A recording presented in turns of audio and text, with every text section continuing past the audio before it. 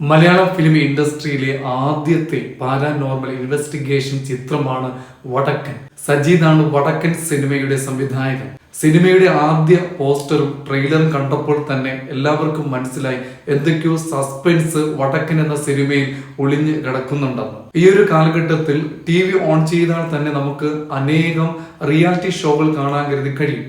ഇതുപോലൊരു reality show ചിത്രീകരണ വേളയിൽ കുറച്ചു പേർ കൊല്ലപ്പെടുകയാണ്. ഈ മരണങ്ങൾ എല്ലാം തന്നെ സാധാരണഗതിയിൽ സംഭവിച്ചതല്ല എന്ന് അന്വേഷണ ഉദ്യോഗസ്ഥർ കണ്ടെത്തുകയാണ്. അതിനാൽ തന്നെ തുടർ അന്വേഷണത്തിന് വേണ്ടി ഒരു പാരാനോർമൽ ഇൻവെസ്റ്റിഗേറ്റർ എത്തുകയാണ്. തുടർന്നുള്ള സംഭവ ബഹുലമായിട്ടുള്ള ചില നിമിഷങ്ങളിലേക്കാണ് ഈ സിനിമ നമ്മെ ക്ഷണിക്കുന്നത്.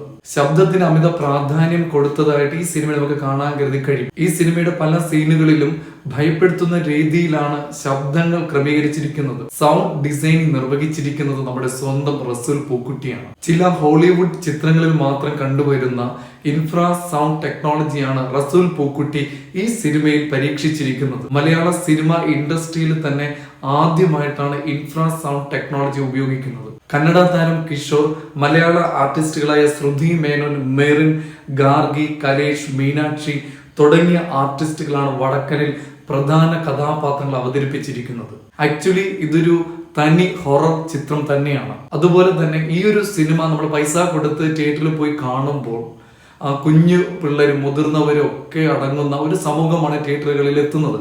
അപ്പോൾ ഈ സിനിമ കണ്ടിട്ട് എന്തെങ്കിലും സംഭവിച്ചു കഴിഞ്ഞാൽ സിനിമക്കാരെയും അല്ലെങ്കിൽ സെൻസർ ബോർഡിനെ കുറ്റം പറഞ്ഞിട്ടൊന്നും കാര്യമില്ല. നമ്മുടെ സ്വന്തം ഇഷ്ടത്താലാണ് നമ്മൾ ഒരു സിനിമ കാണാൻ കരുതി പോകുന്നത്. ഇത് സ്വാഭാവികമായിട്ട് നമ്മളെ ഭയപ്പെടുത്തുന്ന ഒരു ചിത്രം തന്നെയാണ്.